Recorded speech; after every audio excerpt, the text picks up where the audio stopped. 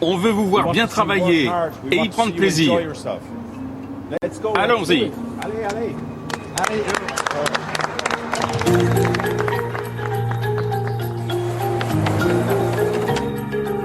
C'est la Coupe du monde de la boulangerie. Les meilleurs boulangers sélectionnés sur les 5 continents vont rivaliser de talent et de vélocité pour produire pain, viennoiseries et pièces artistiques. Une compétition par équipe dans laquelle l'apparence compte autant, sinon plus, que le goût lui-même. Parmi les concurrents, une jeune femme infatigable, aux gestes à la fois rapides et précis. Déborah Hoth, boulangère dans la région de Strasbourg. Avec ses 2 comparses de l'équipe de France, elle a pour tâche de ramener sur le podium le pays de la baguette qui en a été écarté il y a 4 ans.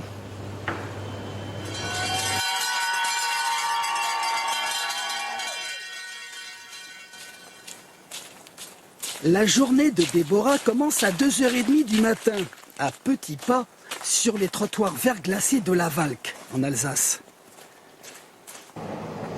Elle y est employée de la boulangerie Wessner. Depuis l'âge de 15 ans, armée d'un CAP, elle vit au rythme de la fermentation des pâtes et de la cuisson des baguettes.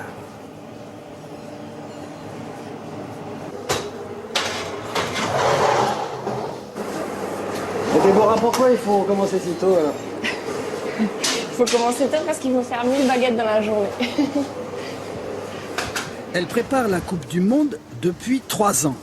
Et au fur et à mesure que la date approche, elle finit par y penser sans arrêt. Il y a du stress, mais c'est un stress positif parce que si on fait ce genre de concours, c'est que on aime ce stress. On aime cette adrénaline, on aime se surpasser et c'est un bon stress. Elle n'a pas besoin de faire d'exercice physique, jogging ou piscine, pour se préparer au concours. C'est vrai, on n'a pas besoin de trop de faire du sport, on l'a quotidiennement notre sport. Dernière fournée.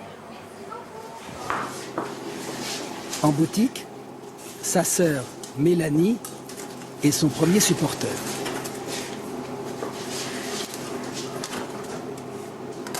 C'est vrai qu'elle nous a beaucoup surpris et elle arrêtera jamais de nous surprendre, ça c'est sûr. Ouais, c'est une battante. C'est une fille qui veut toujours aller de l'avant et elle a bien raison. Elle va aller loin. C'est chaud.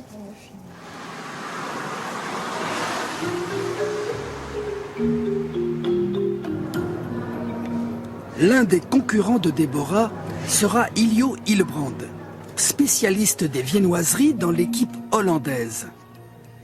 Il est en France pour faire de son pays le champion du monde de la boulangerie.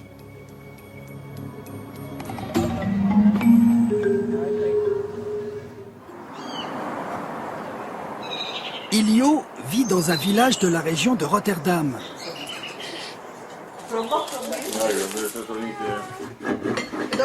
C'est jour de fête, quand il n'est pas déjà parti travailler à l'heure du petit déjeuner. Quand il peut partager en famille le pain complet qui va permettre d'attaquer la journée. Dès l'âge de 12 ans, Iljo a passé tous ses samedis au milieu des fours à pain de son père. Il travaille aujourd'hui dans une grande société de boulangerie qui produit 100 000 pains et viennoiseries par jour. Sur ce marché d'Amsterdam, il rend visite à l'un de ses clients revendeurs. Je suis le responsable qualité de mon entreprise.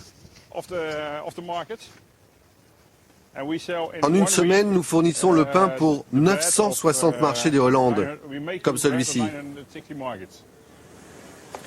Sur ce marché, on nous fait bien comprendre que la France n'a pas le monopole du pain.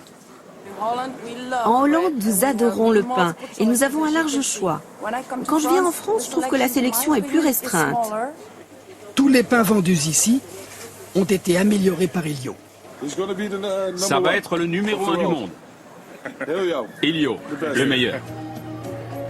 À Paris, Iljo a tout intérêt à bien soigner ses pâtes feuilletées. La concurrence est rude et c'est son équipe qui va ouvrir le concours. Précédemment, les candidats des 12 pays écoutent les dernières recommandations. Déborah défend les couleurs de la France. Ilio et les Pays-Bas ouvrent la compétition. L'équipe gagnante de l'édition 2012, l'équipe du Japon. Ah oui, Nippon! Japan! Juste à côté des champions en titre, les Japonais, Ilio et ses 2 camarades hollandais. Avec l'aide de leur entraîneur, Hans Somm, ils ont 8 heures pour réaliser près de 300 produits. Pain, baguettes, viennoiseries, mais aussi une pièce artistique. Leur entraîneur sait qu'elle aura son importance dans le résultat final. Ilio est chargé des viennoiseries. Il doit réaliser entre autres une viennoiserie surprise avec des ingrédients tirés au sort.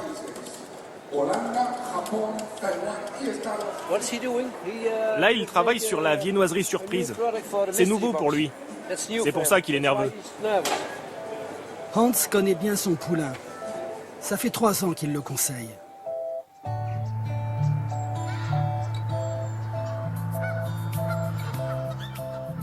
Chaque semaine, ils se sont retrouvés pour préparer le concours. Par petites étapes, hein. Ok, un peu plus vite. Mets la pâte dans le frigo, vite. À la fin de la compétition, ils sont toujours à court de temps.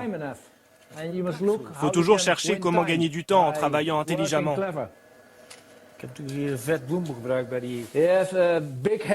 Ilio, il a des grosses mains, des doigts épais. Ce n'est pas facile pour faire des choses délicates. C'est le problème avec ce garçon. La passion, ça va, le rythme, ça va, mais pas assez de dextérité.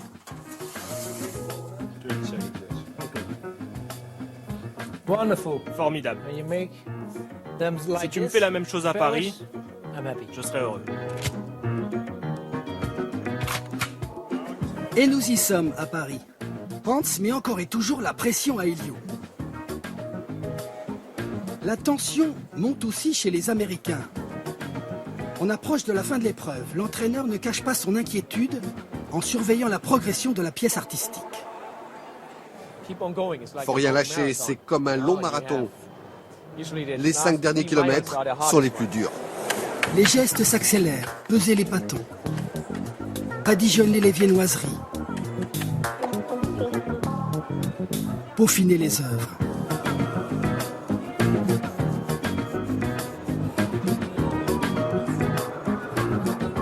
Il reste 35 minutes. On est un peu en retard. Il fait de son mieux. Il transpire. Le Taïwan aussi a fini. Taïwan is done as well on time. Bientôt, c'est le tour de Déborah de l'équipe de France, venue avec son plus fidèle supporter.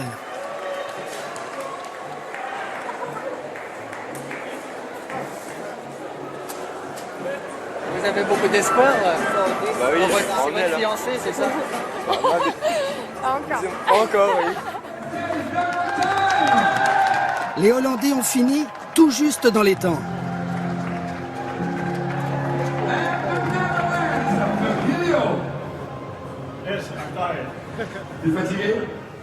Pain, viennoiserie, les juges apprécieront. Hans, qui a une longue expérience des concours, donne son sentiment. C'est pas mal, mais pas assez bon pour gagner. Let's go! C'est parti, mesdames et messieurs. Et c'est maintenant l'épreuve préparatoire pour les 4 équipes qui vont concourir demain.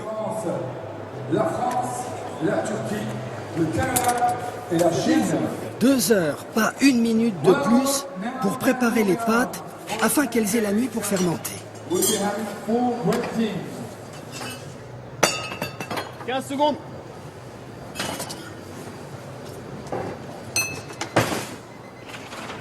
« 5 secondes. Ça y est, Tout est prêt pour l'épreuve finale. Rendez-vous demain matin à 5 h. Précédemment, les boulangers hollandais ont fini le concours. Un soin particulier est apporté à la pièce artistique. La France a réussi l'épreuve préliminaire, la préparation des pâtes.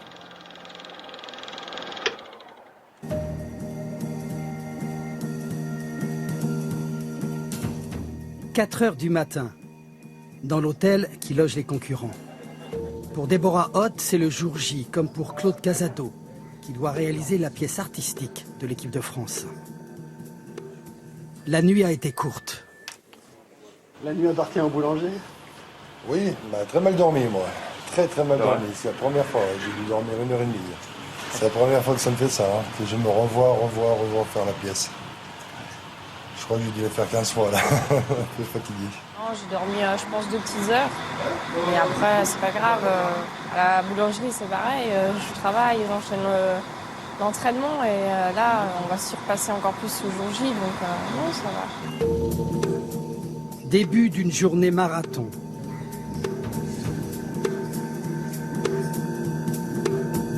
5 h du matin. L'heure du nettoyage. La compétition commence. Les compétiteurs sont seuls, dans le silence.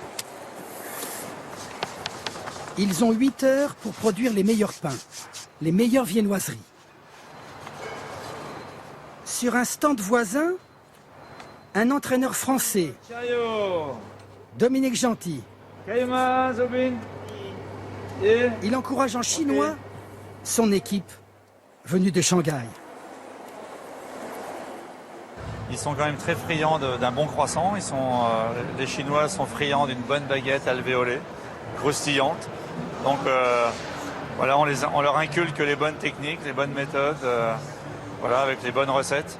Ensuite, ils sont tout à fait capables de reproduire quasiment à l'identique ce qu'on leur montre. Pistache. Ok, pistache. Le spécialiste de la baguette, Zhang, est heureux d'être en finale de ce concours. Pour le concours, toujours c'est comme ça. Si on ne gagne pas, c'est pas grave, parce que pendant le concours, on peut apprendre plein de choses. Irruption de supporters français arrivés de Haute-Savoie.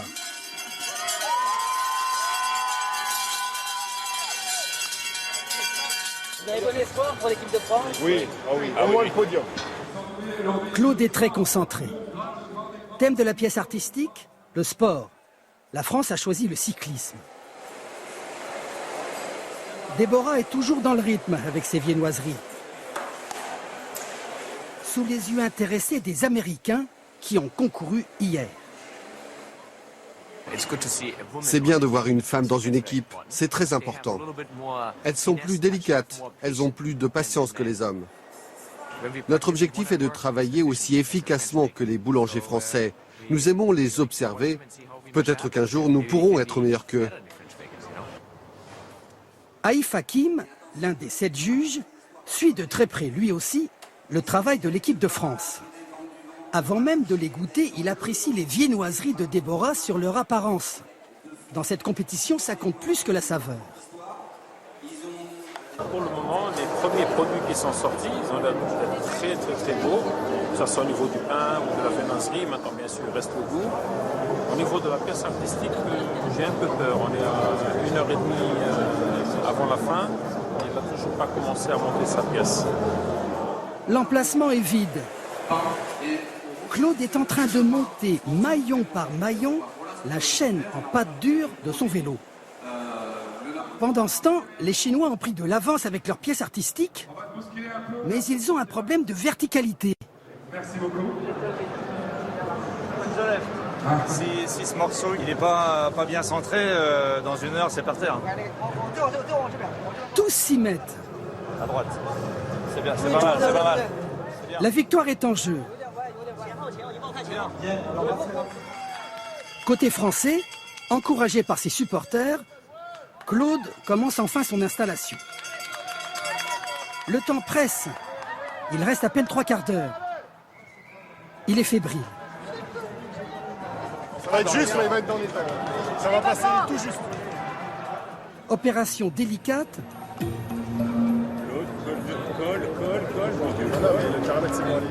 Poser la chaîne sur le pédalier.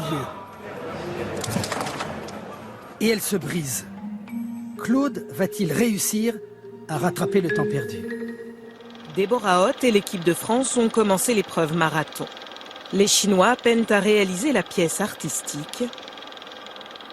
Sur son œuvre, Claude Cassado voit la chaîne de vélo se briser.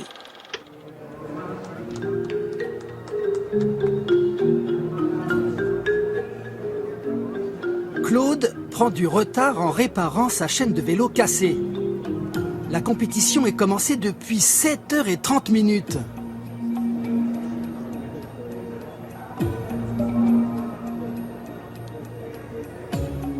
Le moment est crucial.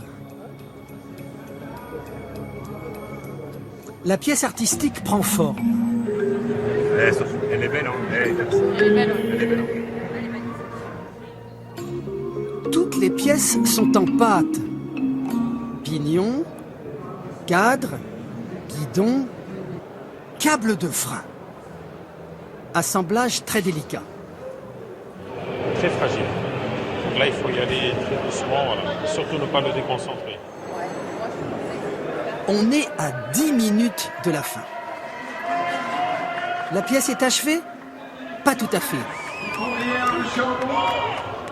Il faut encore la garnir avec 60 viennoiseries salées et sandwichs.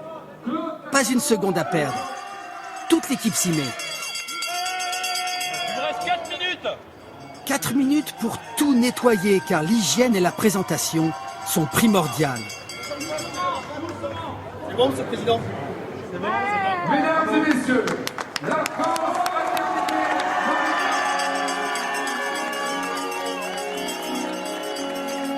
La France a tout juste fini dans les temps.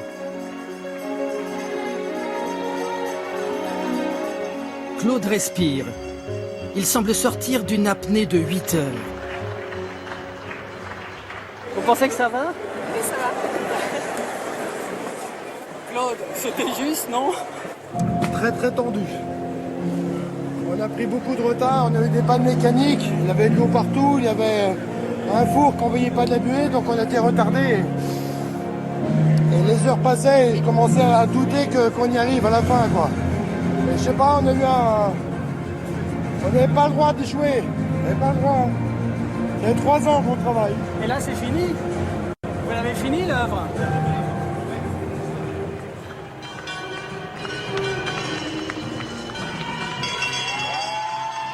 Le moment est venu de présenter la production au jury.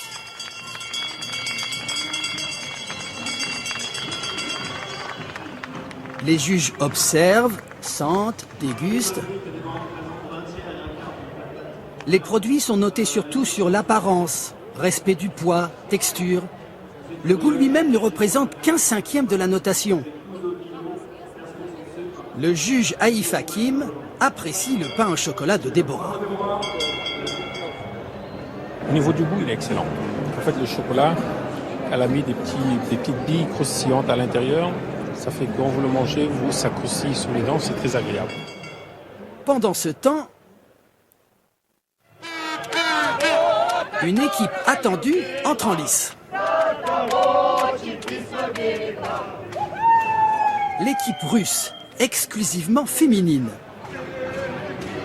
Pas étonnant, il y a en Russie 80% de boulangères.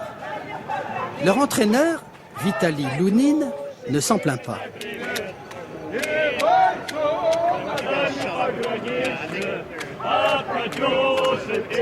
Moi, comme sultan avec le garem, oui, c'est très facile. Oui.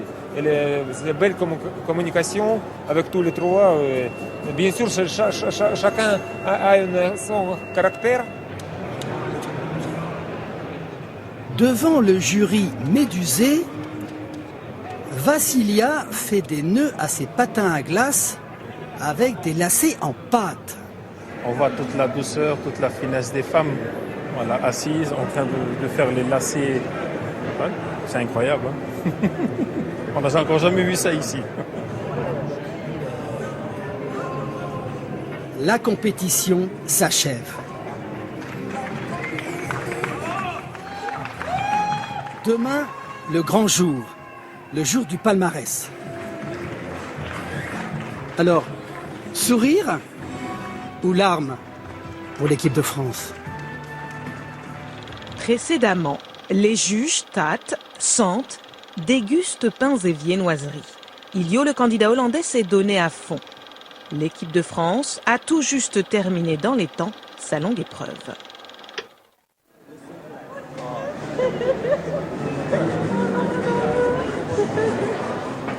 Déborah, après une compétition éprouvante, est toute à la joie de retrouver sa meilleure amie et sa sœur. Ça y est, on est là. Elles ont attendu le jour du palmarès pour venir, tout comme la femme d'Ilio. Le concurrent hollandais nous livre son pronostic. Corée du Sud, Taïwan, Japon, ils ont été très bons. Je crois que ce sont les numéros 1, 2 et 3. Ce sera dur pour vous d'être sur le podium? Oui, trop dur. Désolé, trop dur. Les supporters de Taïwan se voient même au sommet. Faites entendre la voix de Taïwan. Taïwan numéro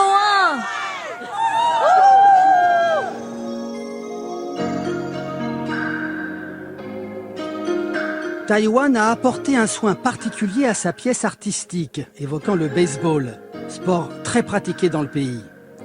Une œuvre entièrement réalisée, elle aussi, en pâte. Elle compte beaucoup dans la note finale du jury.